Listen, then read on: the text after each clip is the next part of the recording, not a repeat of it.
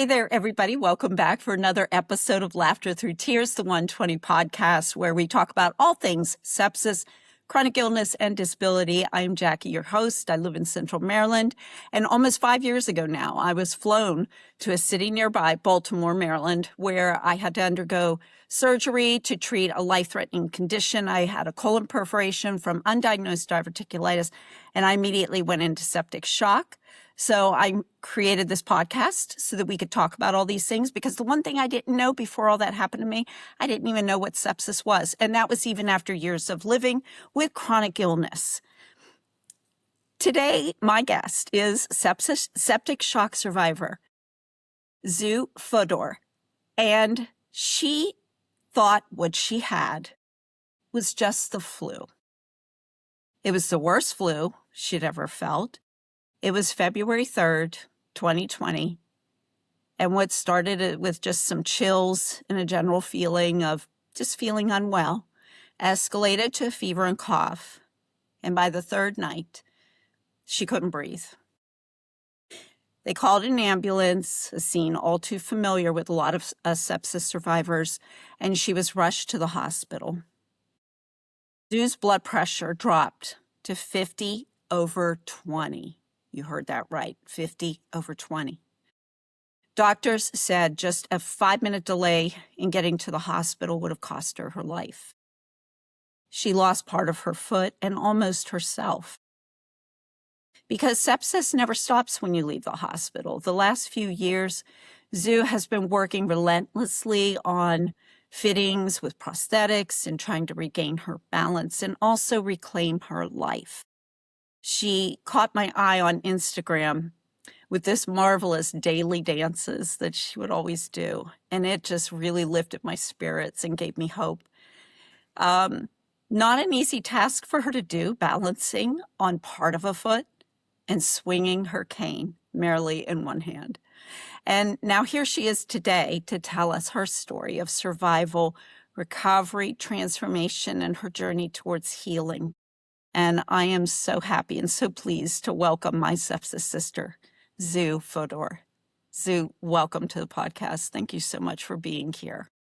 Thank you, Jackie, so much. I'm really honored to be here and share my story with the other sepsis survivors. It is really, and it's a good thing because the community, the sepsis community really helped me in my recovery. So yeah, I'm so glad that you invited me. I'm so glad to have you here. And I do think that we really help console and encourage one another. I think it's becoming a very tight-knit, close community, and I really enjoy that. Yeah. And we are global, because you're in Spain, right? Yeah. I'm here in Maryland, and we have sepsis survivor all over the planet. You want to tell us a little bit about how your story began? Yeah. So, just to give you a little bit of context, I was 42 years old. I was a mom with a 4-year-old son, and I considered myself as somebody who was healthy, and I didn't really have any chronic issues. I have never been into hospital, just when I gave birth to my son. So really, what you explained, that it started as a flu, it felt like the flu. That day, it was just right before the COVID in 2020 that one night, when I put my son to sleep, I fall asleep with him, and then around 11 o'clock in the night, I wake up, which it happened to me that I fall asleep and then I wake up and then I prepare and I go to sleep. So I woke up around 11 and I had this chill, which was very strange. And I was, it was very strange because usually it happens to you when you're very exhausted, and I haven't slept for days, but it was not the case. But I didn't give it, any special attention, because I thought, okay, maybe I'm just tired. So I went to sleep. But the next morning when I woke up, I still had this very strong chills, and I couldn't take a shower, and it was like very strange because I was so weak. My legs didn't respond, and I never felt like this before. And I had to call my office that I was not able to go to work because I couldn't walk. And so I decided to go back to sleep. But at that time, I didn't have any other like symptoms, okay? And neither fever, so anything like that. It's true that in the past 2 months, I had a coughing, which got better, but the doctors told me that it was nothing concerning, because it was just the time of the year when people have, flu and stuff like that. So this morning, when I went back to sleep and then a few hours later I woke up again, I felt a little bit better. So I prepared myself and I went to the ambulatory. And there, actually, I was not really examined, but I had an appointment with a nurse, and she said that probably it's just my thyroid, that something went, it's not normal, because I had Hashimoto after I gave birth. So she said, I'm going to give you an appointment with your GP in 2 weeks' time. But the strange thing was that she didn't really examine me. She didn't take my blood pressure. And she said that because you don't have fever, you don't have any other symptoms, it's nothing. I think actually she didn't believe me. That, I've been there. Yeah. Yeah. What really puzzled me, and I couldn't really advocate for myself because I was feeling very confused and actually very sick. She asked me, do you have, because I told her that I felt very weak and I could almost not walk, and I felt that sometimes I was going to fall. And she told me, do you have a blood pressure meter at home? I said, no, I don't. Okay, it doesn't matter. Just write down whenever you fall or something like this happens so that you can discuss it with your doctor. And, I was thinking, like, how is it possible that someone, a nurse, is telling me this, that it is normal that I can fall? But I couldn't insist because I felt sick and I was confused because it's, it never happened to me. I usually never went to the doctor because anytime I had like a flu or something like that, I just took the medicine and I went to work. And this was the first time that I actually needed a sick leave because I couldn't go to work. But it felt that she didn't believe me. Anyways, I went home and I just stayed in bed. And then the next day, so the second day, I got worse. I already had a fever. This coughing came back stronger. And I called the private insurance because it was a Saturday. And the doctor came and eventually he diagnosed me with the flu, which, it made sense. And but one important thing, and also he didn't take my blood pressure again. It's again like something so That's a key thing. Yeah. That's a key vital. Yeah. It's a key vital. And before leaving, I mentioned to him that because my mom always tells us, if you are sick, drink a lot of water because you have to go and urinate, and I did that. But that day, I just didn't urinate.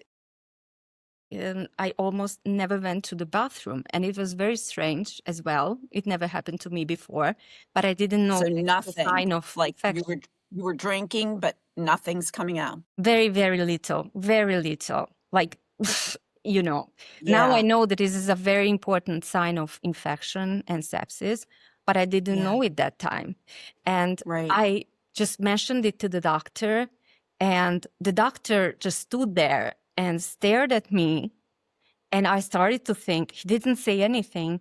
And after seconds, I I thought that I did say something wrong or something stupid.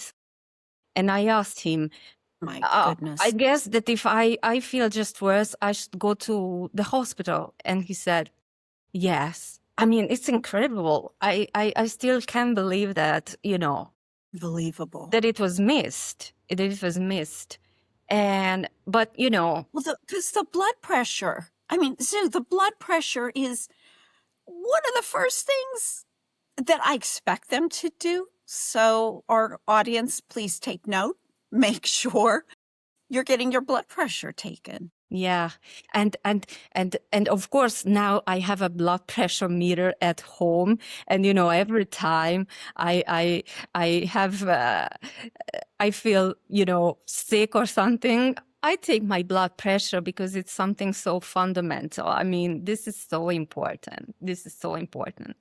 But as I said, I never had infections. Nobody in my family, so we didn't know what sepsis was. So I didn't know. I just thought, okay, this is a flu, and this is a symptom as well that I never had. So yeah, I started to take more medications, for the fever, the coughing, and so on. And I stayed in bed. And then the next day, I was even worse. I started to throw up. I started to throw up everything, water, liquid, food, everything. And I could hardly get out of bed, like literally. And I felt really sick, but I thought, that this is the worst flu of my life. And sometimes you hear people say, yeah, this was the worst flu of my life and I couldn't get out of bed for like 3 days. And, I thought, okay, maybe this is the first time this is happening to me. So I had no idea again. And I thought, this is a Sunday. Okay, I am feeling really terrible, but okay, let's wait for tomorrow. Probably is the worst day. And by tomorrow, I'm going to feel better. But then sometimes tomorrow never comes. And so the doctor, because I was supposed to have the flu, the doctor told us, okay, just sleep separate. I was isolated in my room and my husband was sleeping with my son in another room. And so when I went to bed at night and I felt really terrible, and we prepared this interphone to connect the rooms in case I needed to contact my husband during the night, and so at 2 o'clock in the night, that 3rd of February, Monday, I woke up and I couldn't breathe. I felt like I was dying, but at that moment, I didn't know that I was dying and everything was dark. So I tried to sit up and I just felt that, I am going to lose my consciousness. And I took my fever and it was more than 40 degrees, which is like, I don't know how much it is in your measurement, but it was, I've never had that. I think that's very high Very high. Yeah, in Fahrenheit. Yeah, it was more than 40, and I've also never had that. And I was very scared at that moment. 104. Yeah, 104. And Just, oh my God. yeah, and so I called my husband on that phone, and I asked him to call the ambulance. And we were waiting for the ambulance, and I knew that something was really not okay with me and it was not the flu, and I had to be taken to the hospital. I really wanted to go to the hospital. And so the first ambulance came, and guess what? They didn't take my blood pressure. Oh, for goodness sakes. Yeah. It's like they're allergic to taking blood pressure. I don't know, but it's incredible. Because I said, that I couldn't breathe, Yeah. they examined my lungs and they said, okay, it looks like it's pneumonia. And again, it made sense. Right. No idea. Yeah. So they asked me, okay, do you want to go to the private hospital or to the public hospital? And I said, because there was a small public hospital just 3 streets from my home. We said, okay, if it's just pneumonia, Closer. let's go there. And so they said, okay, we are going to call the ambulance of the hospital so that they can take you there. So I was not treated as life-threatening, emergency, because they didn't take my blood pressure. They invented something on the paper. So when the second ambulance came, so we lost another hour. And we know that it's very, very important when you are in sepsis and septic shock. Every minute counts. And that's why when I finally arrived to the hospital, they told me if I arrived 5 minutes late, they couldn't have helped me, because the second ambulance came. The first thing they did, they tried to take my blood pressure, but they couldn't because it was so low. But they took me to the hospital right away. And I just remember that we pulled up in front of the emergency. And then I guess I lost my consciousness because it was a blackout and I don't remember what happened. Until a few hours later, and I was in a box in a hospital, and it was full of the room full of nurses and doctors asking me if I've been to any exotic countries, if I ate anything strange, things like that. And I was full of tubes and stuff like that. And I heard something like, you have a respiratory infection and that we are going to get a CT scan. And so they took me for a scan, and then they saw that I had something in my gallbladder and that I was going to be taken to emergency surgery. So it was around 7, 8 o'clock in the morning. My husband didn't know anything what was going on because he stayed at home with my 4-year-old son who was sleeping when I left. And so by that time, my husband was coming from the school where he dropped off my son. And at that time, I felt a little bit better, so I was chatting on the phone. And I also advised the office that I was not going to go to work because I was in the hospital. Yeah. And so I was. Did they start IV and antibiotics right away? Hopefully. I guess so. Yes, Yeah. of course. Yeah, to revive me at least, because Right. yeah, I remember that I couldn't stand. Of course, they didn't let me out to the bathroom or anything because I was full of fluids and tubes and everything. And they said, okay, we are going to take you to surgery. And yeah, I was okay. I wanted to be taken care, so I was not afraid. I wanted them to do whatever they needed to do. So they took me to surgery, and I was put into an induced coma right away. So I didn't wake up after the surgery, and I was taken to the intensive care unit, and for 4 days I was in an induced coma. And on the second day, actually, they told my husband that it's very little chance that I would survive because they didn't find a bacteria. And by that time, my organs failed. So my lungs, my kidneys, liver, it didn't work. So I was on life support. And then after 4 days, I woke up and I still was on breathing machine on another 2 days. And then slowly, I was getting stabilized and I was getting better. And this is how it this is how it began. And they couldn't confirm like 100% that what was the cause of sepsis, but they said that I had a gallbladder infection.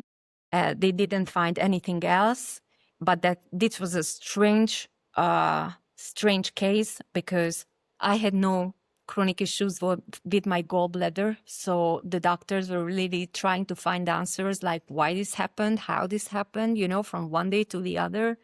And Yeah. nobody had answers. But anyway, yeah, I survived, and that's the most important thing. Yeah. Your story blows me away because you're like a walking, talking miracle to even be here.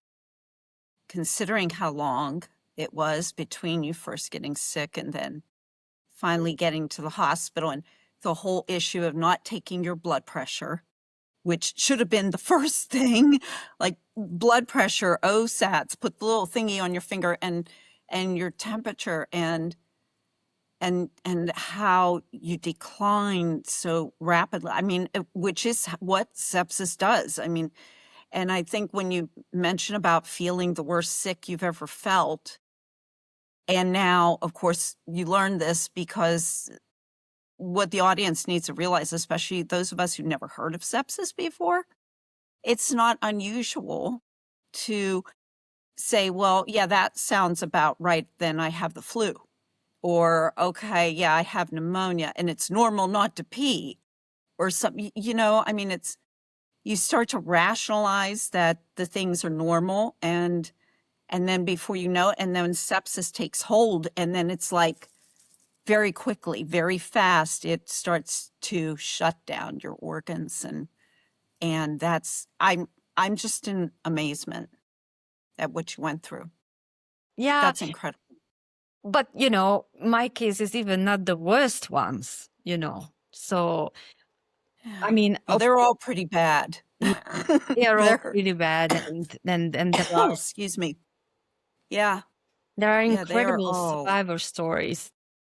Yeah.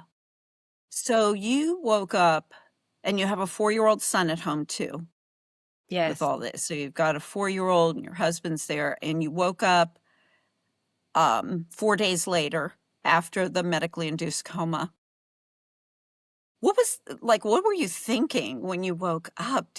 I coming out of it, like, I think I was hallucinating. I was having trouble communicating. Oh, yeah. What was that So, like? yeah, during the coma, in some moments, I woke up. No, when there are some moments that you have some consciousness, but I didn't know what was going on. But honestly, Jackie, yeah, I know that many survivors have hallucinations and nightmares, and I'm so lucky because I didn't have. And I that's true that I had a near-death experience that I have not talked about it a lot, because this is, it's a topic that is it's not widely spoken. But this experience was a very simple experience, but it was a very nice one. And I think that it gave me a certainty that I was okay and that everything was going to be all right in some way, because I've never had like nightmares like this in the ICU, no hallucinations, but I remember, of course, that that I woke up and so I still had the breathing tube and I couldn't talk, and I wanted to communicate. Of course, I felt that my body was, I couldn't move even 1 millimeter. Everything hurt, and I couldn't talk.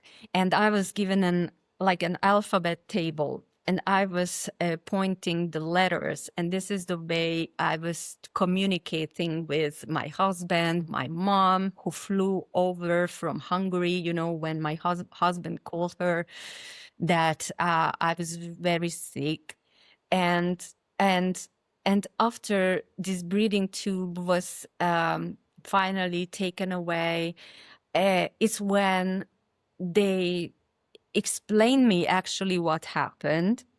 And I remember that they told me that I had sepsis, and I've never heard that word. and we had to look it up, with my husband, like what it is. And I was like, oh my God, I can't believe this happened to me. And I didn't understand that how long it would take actually to recover or get out of the hospital, because I was always a person, who I got sick, you take some medications and then you run, Right. the next day. You And hit the ground running. Yeah. yeah, and I thought, okay, I am just going to, just recover tomorrow and I will be fine. And then Mhm. of course, it didn't happen. And I was still, in altogether, I was 10 days in the intensive care unit, and I was then moved up to the ward. And I was still there like 3 weeks almost. And I couldn't move and I couldn't go to the bathroom. So I felt like a baby. I had to be taken care of. Y- No, they had to wash me. They had to feed me.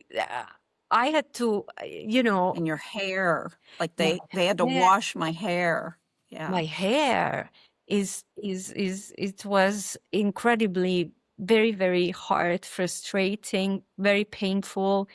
And of course, I had that foot that turned black because of the circulation, because I had to be given that very strong medication to keep me alive and to move the blood flow to the main organs. So the circulation in my foot was was not sufficient.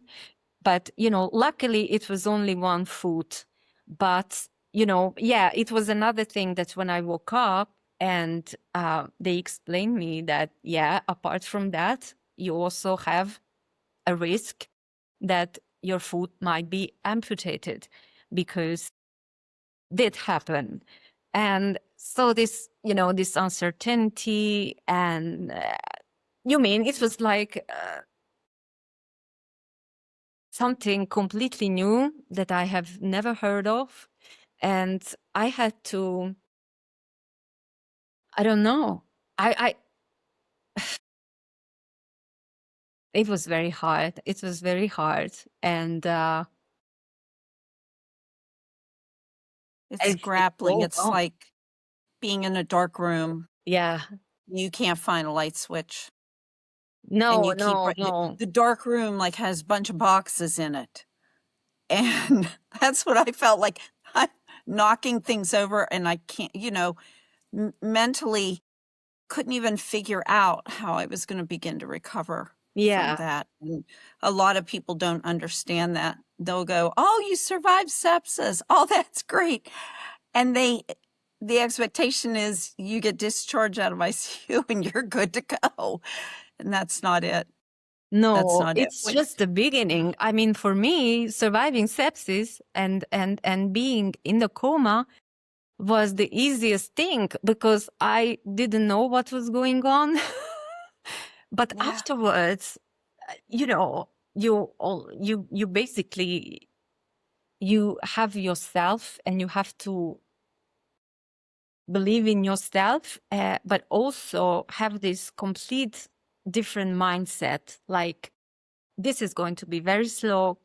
This is going to be very challenging, and you cannot go back to your old life, because it just completely changes your whole life. And Everything. it's you realize that afterwards. I realized it months after. But first, they told me, we don't know how long is it going to take with my foot. That it was like they didn't want to amputate it right away, because they tried some treatments in order to Yeah. see if it was reversed or improving. And then when I was discharged from the hospital at the end of February, it was even harder, because then the pandemic began, the COVID pandemic began, and all the treatment closed down, and I was left with myself at home. And I was there like, oh my God, what am I going to do? So there was no rehabilitation, no treatments, everything closed, but I had to go to the ambulatory every 2 days because they had to dress the wound. So I was the only one on the streets. I was the only one in the ambulatory. I mean, it was like a phantom movie, it was so strange and difficult because sometimes, I really had to um, search for anything that I could do from home to get better and to help myself, and then wait that, at one day the hospitals will open up again and they are going to help me, and what is going to happen. And then in June, I had the amputation of my foot, which was then partially amputated. They didn't want to amputate just the least necessary. The issue with it is that 6 years has passed and I still cannot really walk with it. But of course, I understand that I'm very grateful for my doctors, everyone who saved me in the hospital. They really treated me incredible ways, and I really had, in this sense, a very good experience in the hospital and afterwards as well. But yeah, it's still a challenge. And afterwards, yes, what many people has is long-term consequences, chronic issues, PTSD, sleeping disorder, panic attacks, and I had also this terrible fatigue and pain all over my body. And after months, it just didn't get better. And I was there that the thing is that in Spain, there is no such thing as post-sepsis syndrome, and there is no sepsis organization, sepsis anything, institutions, nothing. And you are not, I was not explained anything in the hospital when I was discharged that what are the things that, I can face. They didn't know, of course, how long it was going to take, but I was not prepared for anything. And this is something normal here.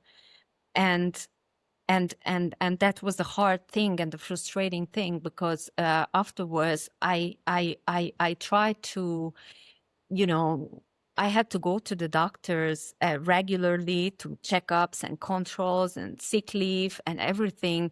And I was just keep telling, I'm still not okay. I'm still not okay. Why I am still feeling, so weak and so painful and everything. And with all these medications for chronic pain and sleeping and anxiety. And I didn't really have any answers, and many times I was not even believed that I was, so bad afterwards. So yeah, it is one thing that you survive and you got out of the hospital, and then the hard thing is afterwards when you have all these consequences, and then you don't get the support. Yes. Mm-hmm. And you're absolutely right. I mean, there is no support. That's one of the reasons Melissa in New Zealand has been floating that petition online so she can take it. She's almost there. I think she's only about like 500 signatures away from having 5,000 signatures. And we have to make the World Health Organization realize that post-sepsis syndrome is a big deal and it's a big problem. I mean, first of all, we're never told about it when we're discharged from the hospital. I wasn't either. And me and my family, I really thought that something had altered me so badly mentally that it was a failure on my part to get well.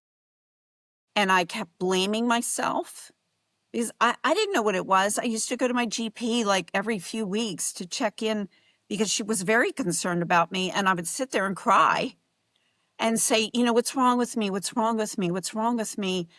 And, and, and, you know, to not have anyone recognize that, to not, and we really need, you know, like the cancer survivors have a network, Yeah. cancer survivors. We absolutely need an organization dedicated to sepsis survivors. Or even You the know, not, COVID survivors, you know, afterwards, you know, yeah. all the COVID cases started to come. And long COVID And got long recognized COVID, right and it away. got recognized, and it was so frustrating because I said, but I have the same symptoms. Why I am not taking care? But even just believe me that I has this, you know, that I have the same issues, and it was so frustrating, and it's still frustrating. Yeah. Yeah. Yeah. I'm still very salty about it. Yeah. I mean, I am just very, it infuriates me sometimes when, you know, as I'm writing an article about it, I wrote that piece for the Lancet last year. I said, we're like the walking wounded that no one sees and no one recognizes. And we just kind of got to deal with it. And Zhu, I'm with you on when the pandemic set in. I mean, I developed sepsis a year after you. So we were at the height of where we were coming into that very, very bad variant, the Delta variant.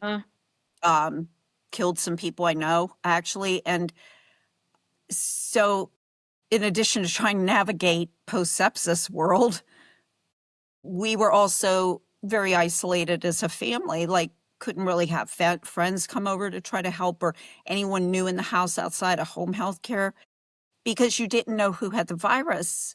Yeah. And my kids were even terrified of giving it to me. So they were being extra cautious about where they went or who they were exposed to. And, you know, so when my girls went back to college, normal kids were still trying to go and have parties and everything. And the campus had basically shut that down. And they actually did have to shut all the frats down because people were still having parties. But my daughters weren't going to those parties. They couldn't risk it. And so it's, yeah. I mean, it Yeah, was but like a double you know, whammy. it was very hard, but at the same time, it just makes you stronger in wanting to, you know, because you realize that the biggest help is yourself, and at the end of the day, if you don't change your mindset and try to have the answers, I mean, yeah, I I always say that even though this was so traumatic and so hard, but sepsis at the end was a gift for me because it opened up so many doors for me, like the sepsis community, the people. It gave me really so much energy to want to, you know, to get better and to improve. Because I remember that 2 months after sepsis, I was already at home, and my hair started to fall out. And I didn't know that it was, again, something common after sepsis. But I was terrified, and nobody told me that. And I was terrified. And I was, you know, I was in a shock. And I said, what is this? What is happening to me? And this is when I started to research on Facebook for the sepsis groups. And then there I found answers. And, you know, I saw that other survivors have the same issues. And it gave We're me all losing our hair. that hope, you know, that I am not the only one and this is normal.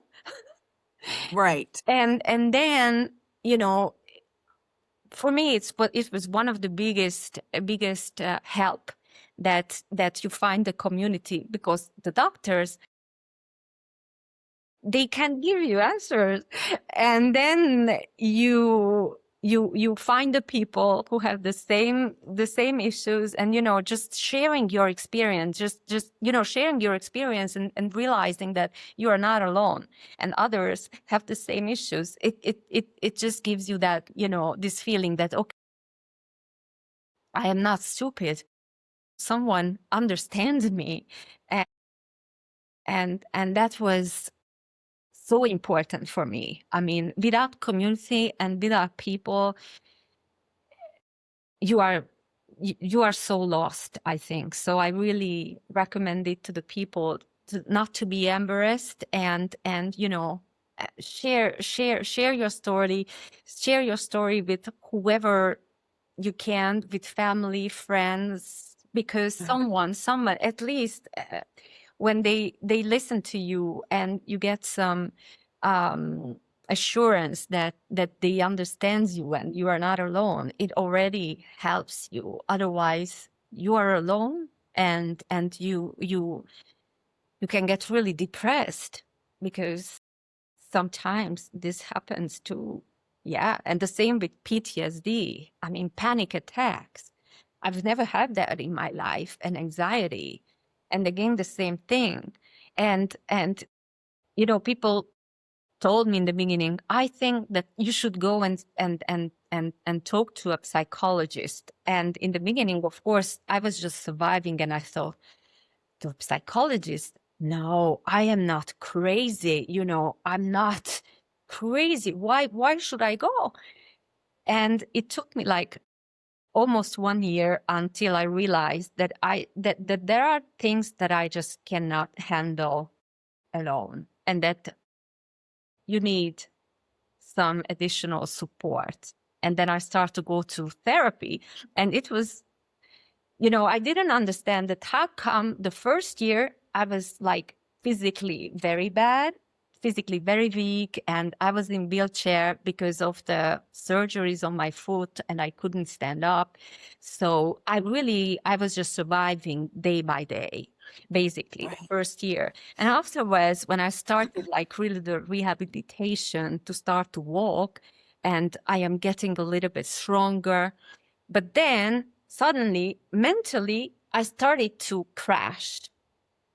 Everything just started to come, to me, like everything that happened, the trauma, the panic attacks. I started to have panic attacks after 1 year.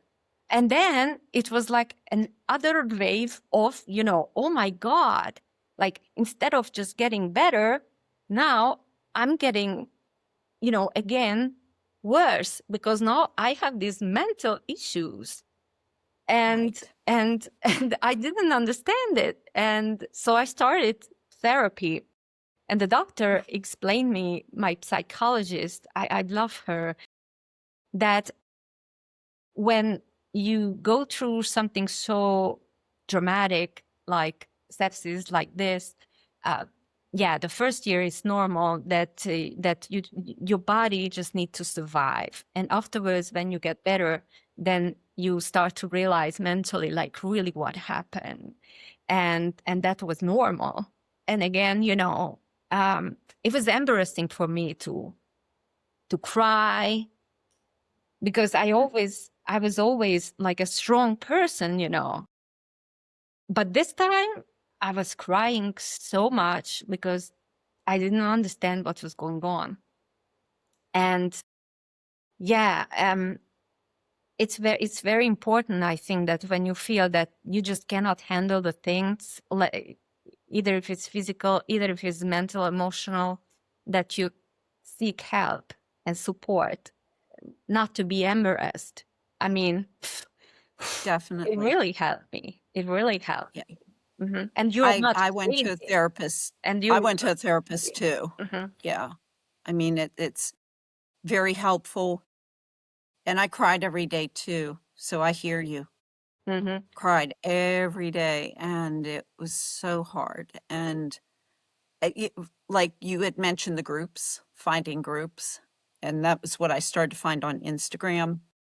And I found Sepsis Alliance, and then I got connected to survivors through that.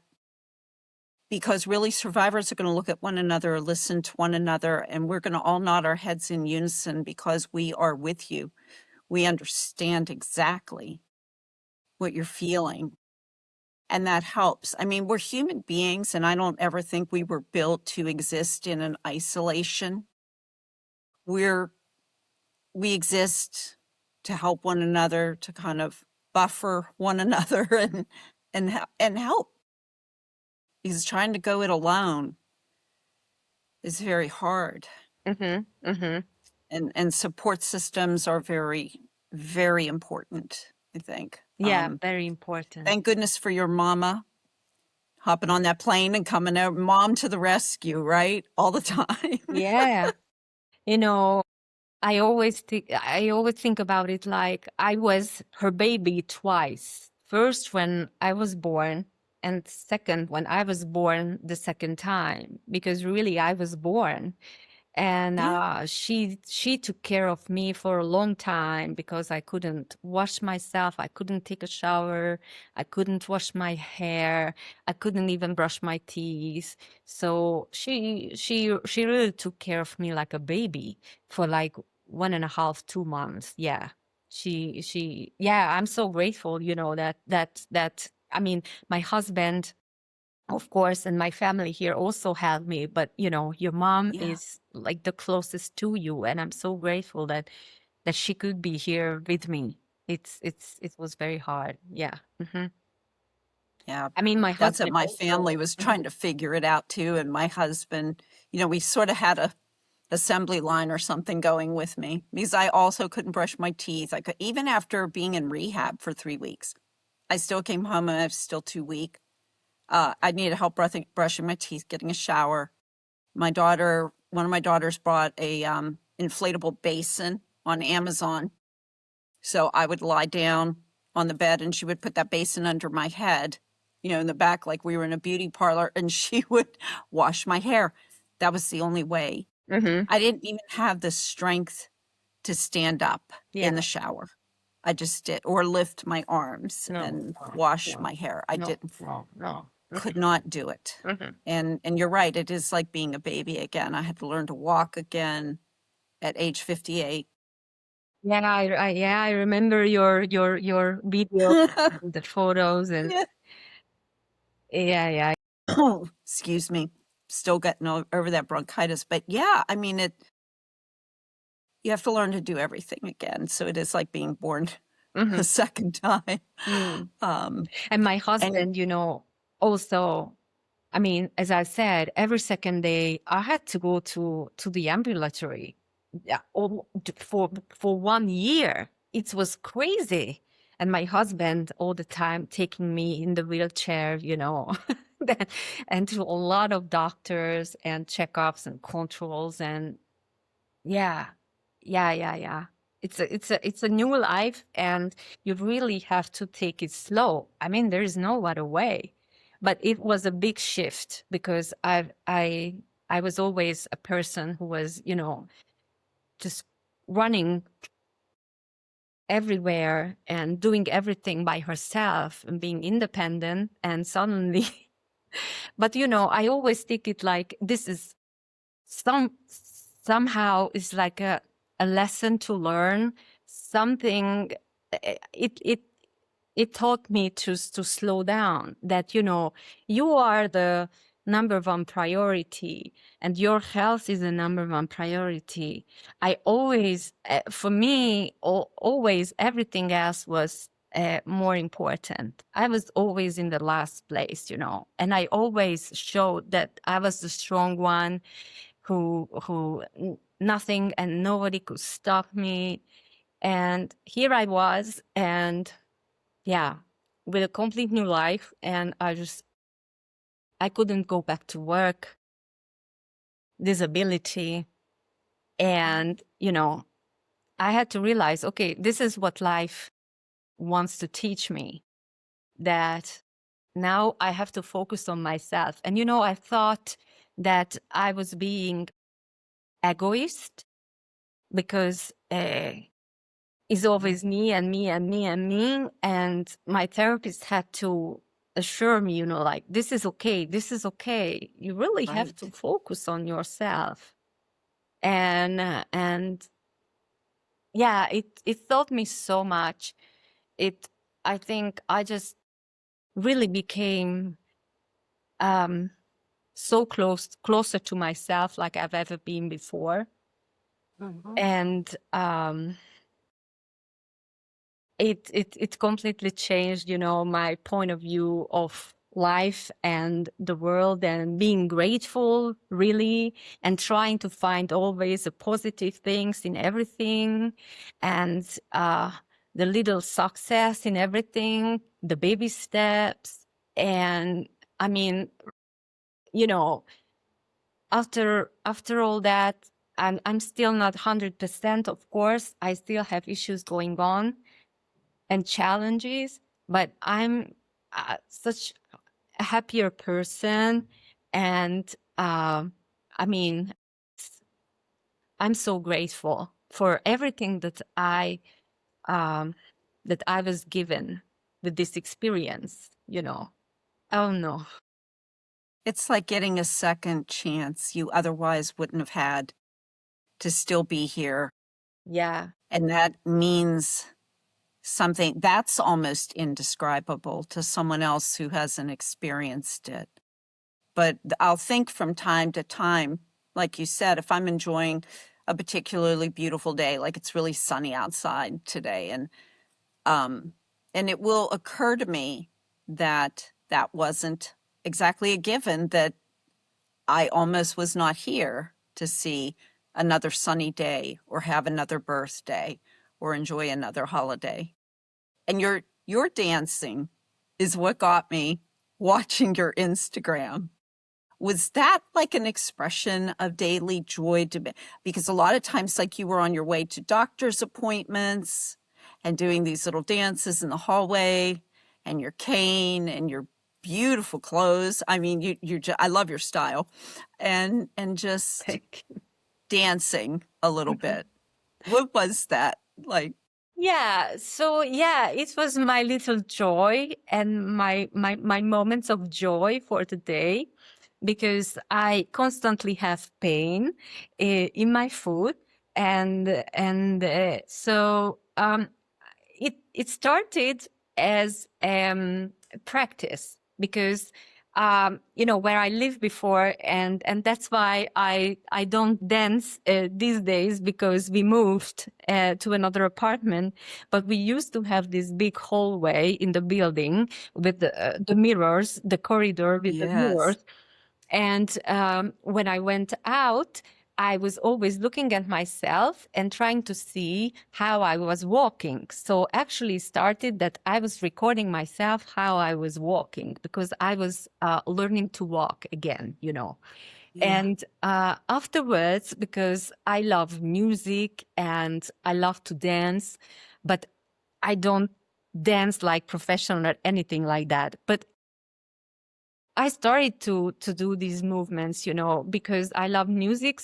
So I started to record also some little dances, and then I got better and better and better, and it just became like a daily habit, like a daily habit. And it was so nice, because it was a joy for me. But then I started to put these stories on Instagram, and people started to tell me like, "Oh my God, I love it! Yeah. This is such a good moment in the morning when I see your dance. It really gives me this energy." So, it gave me energy, because people, when they tell you that, it gives you energy and you want to do more. It's another expression, yeah, of joy. And yeah, this is how it started. I want to continue this, but I need to figure out, where can I do it? And Got to find a place with yeah, mirrors. I have, because I love dance, and it is a joy, and I know that people miss it, because I don't do it lately. Yeah. Mhm. Incredible. Yeah, I would see it every morning when I got up. I checked my phone, and there you were. And it just really drew me in, and it really made me smile.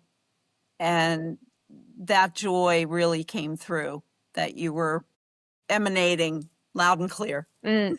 And it also, you know, when you look back and you see how you began and how you improved, and it just gives you this boost, you know, that, okay, because sometimes you have these challenges, no, these upside downs, and you feel that you are going backwards sometimes, because healing is not linear, and sometimes you have challenges.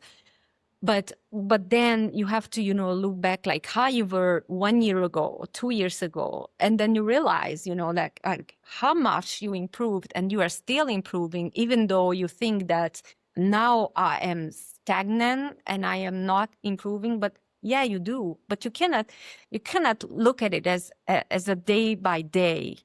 And this is also something that I've learned, that you shouldn't be seeing healing as something that, you know, day by day you have to improve always in the same manner. But sometimes, yeah, you have to step back. Sometimes you have to start all over. It's like the little kids, they fall down, but then they get up on their feet and they continue, you know. And sometimes it takes some time because, yeah, it hurts. But then, yeah, okay, now I have to take some time to rest and then to continue. So this is something else that I've learned during these years. And this is a good way, again, to realize that, yeah, you're improving. It's just slow. And sometimes, yeah, you don't feel it. Progress is slow. And I was going to ask you about that, like what kind of advice you have for other survivors. And you are already on a roll describing some of that, talking about how recovery isn't linear. You're going to backslide. That's normal. Do you have any other words of wisdom? You have a lot of words of wisdom, by the way. You're a fantastic storyteller. Thank you. Seriously. I mean, the way that you're describing your whole experience has me just, I didn't have to ask you many questions. You answered them all without, it was great. No, you know, I also like to write like you do, but I don't do anything like professional or something, but I like to write and I love stories, and it also helped me. And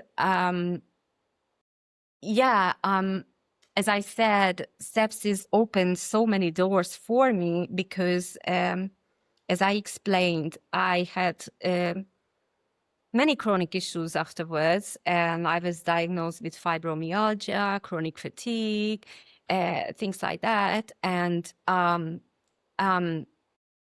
mean, I'm not against medicine, but many times with these type of chronic issues, the doctors, they cannot help you. They tell you that Right. this is your new normal and there is no cure for such things. But But you're finding otherwise. I'm I know, finding other things. you know, Yes. following you, and like I use swimming as my form of pain relief. Well, my water exercise to get exercise, but also for pain relief. Yeah.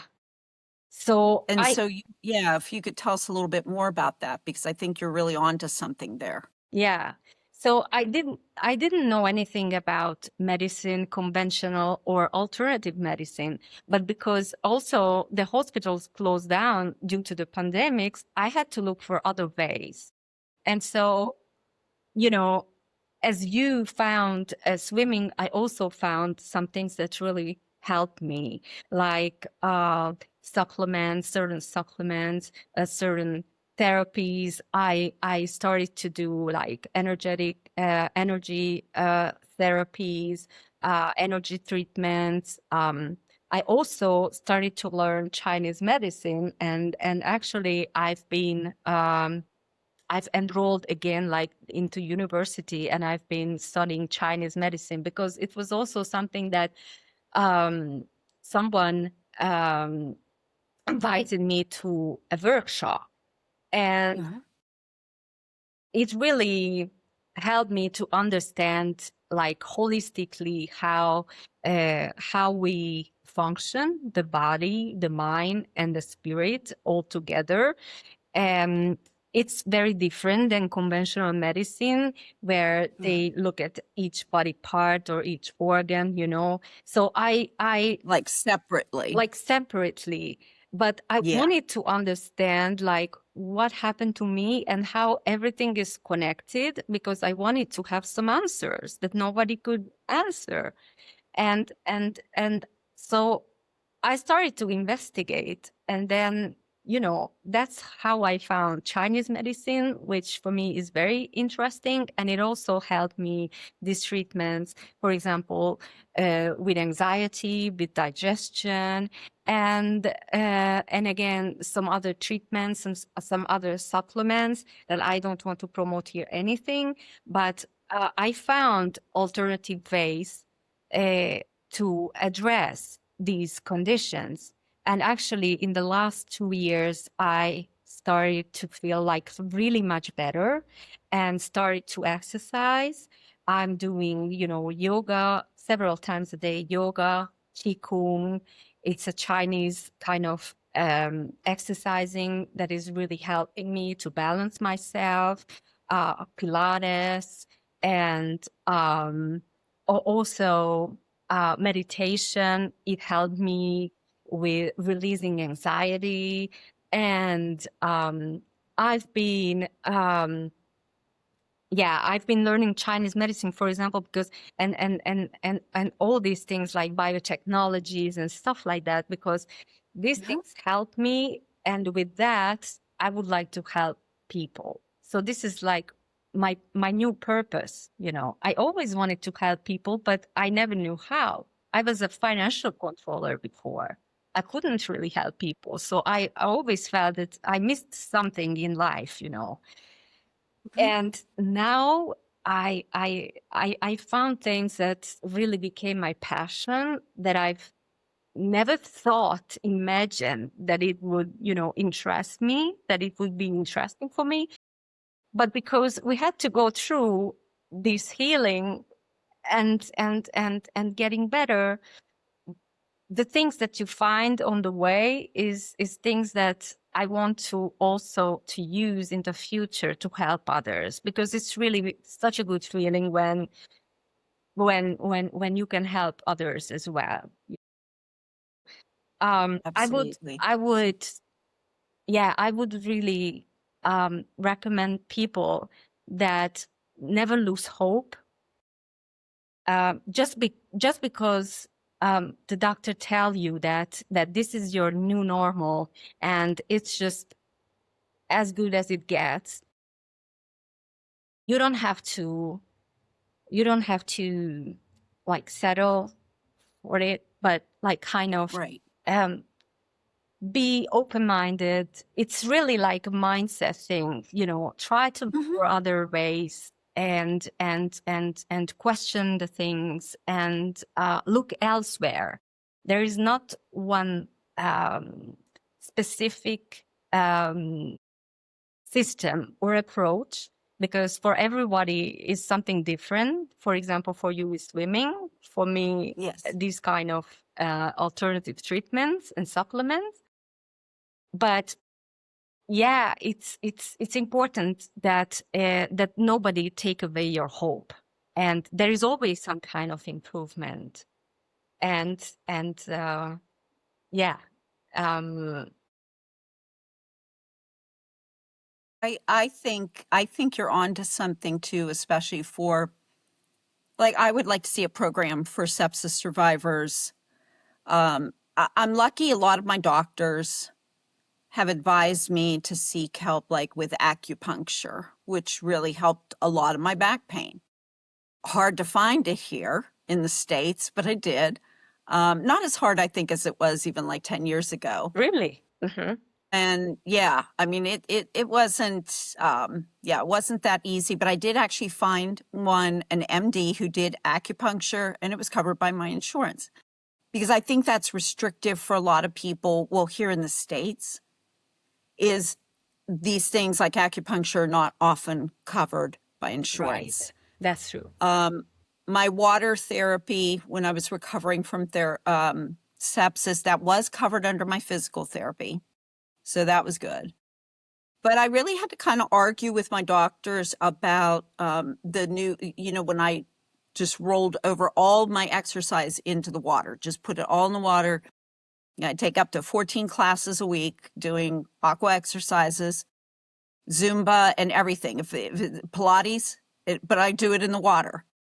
And at first, a couple of my doctors were sort of, oh, that's not weight bearing though. But it is weight bearing. And when I, started my osteoporosis medications, the only thing I was doing as far as exercise was in the water. And it did help. So my endocrinologist just recently, he had to admit, he said, keep doing what you're doing in the water because it's helping. And I think that we as patients too can be vocal in our mindsets of, talking with our medical doctors. And like, I would like to see a program that involves all that, our medical doctors, alternative healings and therapies and all of that, sort of like, Yeah. more tools in the toolbox. Yeah, exactly. Is the way I see it. Yeah, exactly. Because one size won't fit all No. for every survivor. No, no, no. Yeah, that's true. So yeah, for me, really going to these alternative ways was really is life changing for me because Yeah. I still don't understand here. Also in Spain, it's probably is different, and especially here in Spain, conventional medicine is really not open to alternative ways of healing. And even though they saw that how much better I get, they didn't even want to admit. Yeah. I mean, or Right. they admit, but they said, yeah, but no, I don't want to know about it. I don't want to know about it. And we don't. Just don't tell me. Yeah, just don't tell me. And, yeah.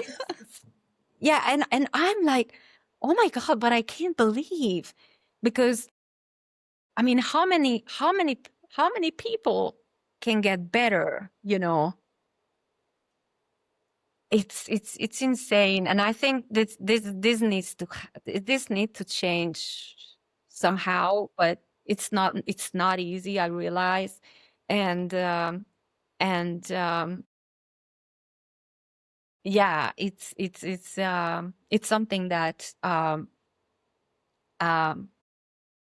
is my passion now, and I have so many projects, and I also want to do something about sepsis here in Spain, because I said it's incredible that this is a big country with 50 million people, and there is nothing, no institution, no organization, and nothing about sepsis, and it's how can it be possible? Just to give support. Yeah, there is no like sepsis nonprofit or anything over there, is there? No, nothing. There's the UK has one, Ireland has one, Yeah. Australia and New Zealand, but not Spain. See, that's crazy. No, not Spain. Nothing. And I am not the only one. There are many people, but we don't even have a Facebook group here in Spain, sepsis survivors. And this is something that I also want to do. But, I have so many, I admire you because you are doing so many things and your sepsis advocacy and everything. And I just feel sometimes, oh my God, I need to do, so many things because it's so important. Well, I'm lucky because my kids are older now. You still have your son who is probably in soccer and all of that. Those are the busy times. If my kids were back in regular school, it would be very difficult. But yeah. Oh my. Yeah. Oh. Well, you are doing amazing things already, and you use your voice and you were using dancing. And I know once you figure it out again, you'll probably be on Instagram again. And I think that was amazing. I didn't know the backstory on that you were practicing. I did, when now I recall reading your posts and when you would do that. And, but in trying to help yourself, you helped so many others. Yeah. And I think that was incredible. Yeah. So I was going to ask also too, like what you would hope to happen for sepsis research and diagnoses and things like that. And I think you answered part of that by saying, Spain definitely needs a sepsis organization. Yeah. Number one, right? And I also remember a story. It happened last year that actually I bumped into an American woman here on the street. And you know what happened? I have a bag, a sepsis bag from World Sepsis Day, I think. I ordered some stuff from World Sepsis Day. And sometimes I carrying this bag on the street. And the woman, it never happened before that someone, saw, because it says something like, about sepsis anyways. Nobody ever spotted this bag and asked me something about it, but this woman just bumped into me on the street and said, "Oh, hey, are you someone working for sepsis?" And I said, "No, I'm a sepsis survivor." And she said, "You know what? I've been working with a pharmaceutical company. I don't remember which one, or a laboratory or something. And we are working on the 3 minutes sepsis test." And I said, "Yeah, what's that?" And she explained it to me that they tried to figure out a quick test for sepsis. Like a rapid diagnostic. Yeah, like a rapid diagnosis. And I was like, "Oh my God, this is so exciting. It would be so good to have it." And then I explained her my story. Of course, she was like, "Oh my God, I've never knew anyone with that kind of story." And, it was so incredible to meet someone on the street. And I mean, all the way in Spain to meet another American. Yeah, she was affiliated with that test. Yeah, she's affiliated with that test, and it's nothing to do with Spain, but she was just remotely working from here, for that laboratory in another country, actually. But it was funny. It was funny that we met, and I told her that this is something so needed, because I mean, how many lives can be saved? How many lives? It's I hope that this is something that is going to be on the market and available at every ambulatory hospital, and maybe at home for the people, like the flu test, a home test. Yeah, like a home test. Yes. And I mean, now we have home COVID tests. We now also have flu tests. Yeah. You can take it home now. And if you think about it, diagnosing stroke and heart attack, they know to look at troponin levels. They know to look at, things that they didn't know 20 years ago, to know if someone was having a stroke or having a heart attack. I have faith they can do it. They most certainly will figure it out, even with sepsis, even with as difficult and complex as it can be. Yeah, that would be great. Yeah, we need these kind of things. Yeah, definitely. Yep. Anything else, Zsu? Did I forget anything? Please. It would not be unusual for me to forget something. Yeah, I don't know. Just this, maybe, as I said, sepsis was my awakening. I really didn't take prevention seriously. I thought, I was healthy, but I was not, because afterwards I had to realize that stress, sleep is very important, and it can really cause you lot of issues. And as I said, I was in that very, very fast kind of toxic environment where I worked before. And I lost my dad 10 years ago after my son was born. He died of cancer at 62. So sorry. And Wow. it was kind of a wake-up call, but still not enough, because I thought, my father, yeah, he worked too much. He had a lot of stress. But I thought, and I was actually doing the same, and I didn't realize. But I thought, I'm still much healthier than my dad. I'm okay. I don't smoke. I don't drink. I eat quite healthy. So, Yeah. it is not going to happen to me. But you don't see, but you don't realize that it's you never know. There are those limits, and I didn't realize that I was actually going on the same path, and that stress really caused me internal crisis, and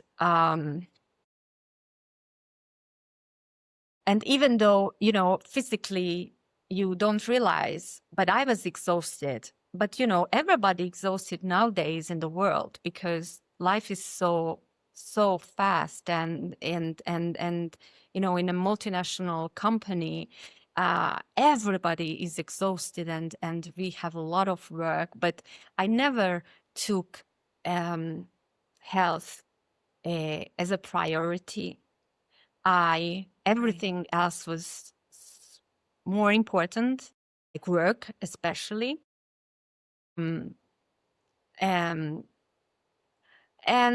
that, yeah, prevention is very important, because nothing happens from one day to the other, and your body is breaking, and when you don't have like a healthy lifestyle, I mean, it's very hard to have a healthy lifestyle. It's never going to be perfect. It's very difficult. But for example, I remember that the last week that I was in the office before before the sepsis, I should have gone to check my blood test, to take my blood test, because of the thyroid, because I had the Hashimoto. So every 6 months I have to do the blood test. But because I was so busy at work, I was postponing. And I think that, if at that week I had gone to take my blood test, maybe it was already something visible, and all that could have just prevented. I don't know, but like, you cannot postpone your health, because once you lose it, it's gone. It is very hard to regain your health. Sometimes it takes, years, like it takes us. So nothing is more important. Nothing is more important than your health and prevention, and try to live this balanced life, just as balanced as possible. As I said, it's never going to be perfect. It's very difficult. But if you think that, you're not okay, because I know that I was not happy really inside. I mean, I showed myself as a strong person, and I had to be the perfect mom and the perfect worker and the perfect, but I was not. But I didn't know how to change or what to change. But sometimes you just have to stop and say, I don't know, I'm not okay, I'm not happy. And but you have to start to change little things, and not everything at the same time.